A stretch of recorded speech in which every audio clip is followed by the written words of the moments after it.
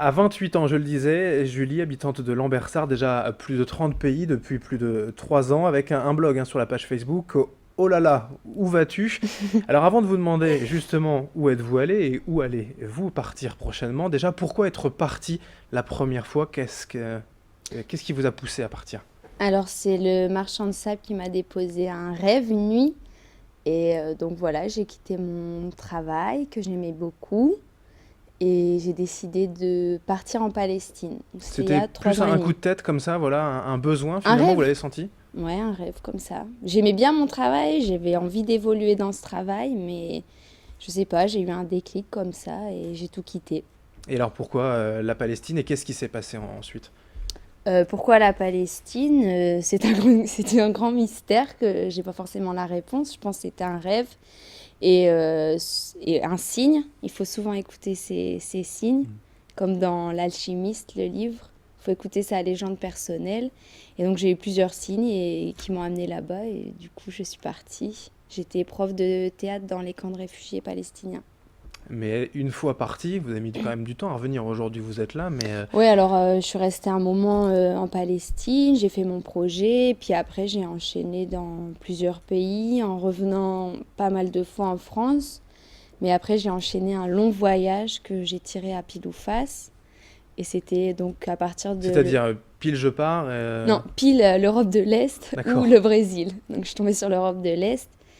Et donc j'ai fait l'Europe de l'Est jusque le Népal. Et c'est quoi le programme à chaque fois? Des rencontres, un peu la débrouille, ou Alors il n'y a le pas forcément de programme, programme? c'est qu'il n'y en a pas. Voilà. Donc par exemple, j'avais pas prévu d'aller en Croatie parce que j'y avais déjà été. J'y suis restée 2 mois et j'y ai même acheté une mobilette là-bas. Donc je sais jamais vraiment ce que je vais faire. C'est au hasard des rencontres.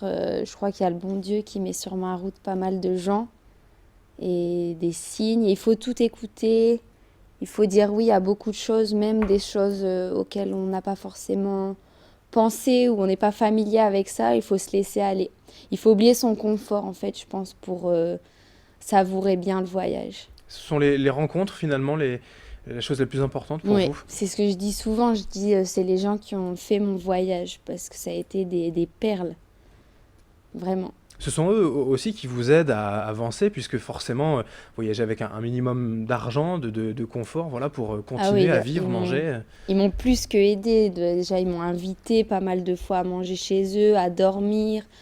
Et au-delà de ça, ils m'ont couvert de cadeaux en tout genre. Ouais. Le plus, je crois que c'était les chaussettes, Ouais. les chaussures, les vêtements, les foulards en Iran.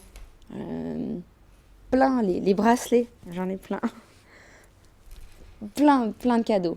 Aussi au niveau logistique, il y a Hmm. un gros sac, vous avez le minimum d'affaires, vous parliez de confort, c'est ça, c'est de se Bah ouais. réduire. Au début, j'avais un gros sac à dos, mais après, j'avais plus de dos. Donc, j'ai opté pour un petit sac à dos. Et ouais, j'avais rien, j'avais deux, trois habits dedans. La plupart qui me pesaient lourd, c'était les cadeaux. Mais je les ai tous gardés. Et je les renvoyais quand je rencontrais des voyageurs. Ils rembarquaient mes affaires et voilà, Pour, j'allais dire, pour survivre, mais m'alléger. surtout pour ces rencontres, l'important, voilà, c'est la langue, vous essayez d'apprendre à chaque fois, ou Ouais. bon, il y a l'anglais aussi qui est important. Donc la plupart du temps, ouais, j'ai appris vraiment quelques basiques de chaque pays.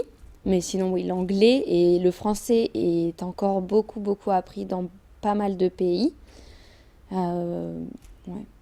Il y a d'autres voyages de prévus, ou voilà, d'essayer quand même de se sédentariser un petit peu en France pour avoir Non, des projets, mon non? destin est ailleurs. Ouais.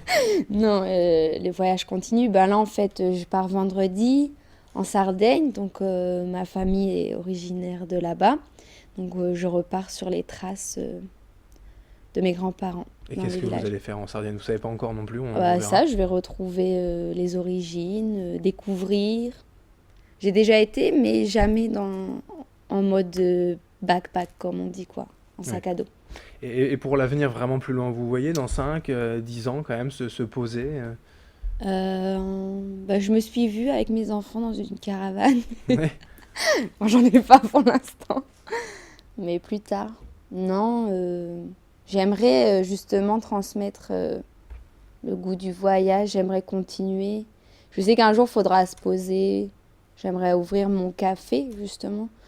avec plus dans le genre culturel pour faire découvrir des cafés, des thés venus d'ailleurs ou inviter des gens, des œuvres artistiques qui viennent de partout. Le monde est riche C'est le et il message, m'a hein. apporté la richesse du cœur au moins. On peut vous suivre donc sur votre page Facebook, hein, une sorte de blog avec toutes les photos, les cartes et également de tous les pays Oui, en photo. Oh là là, où vas-tu? Alors on vous souhaite bon voyage bien sûr, merci merci beaucoup. Julie d'être venue ce matin nous raconter votre histoire, vos voyages. Merci à vous de nous avoir suivis. Dans un instant, en l'info continue sur Grand Lille TV.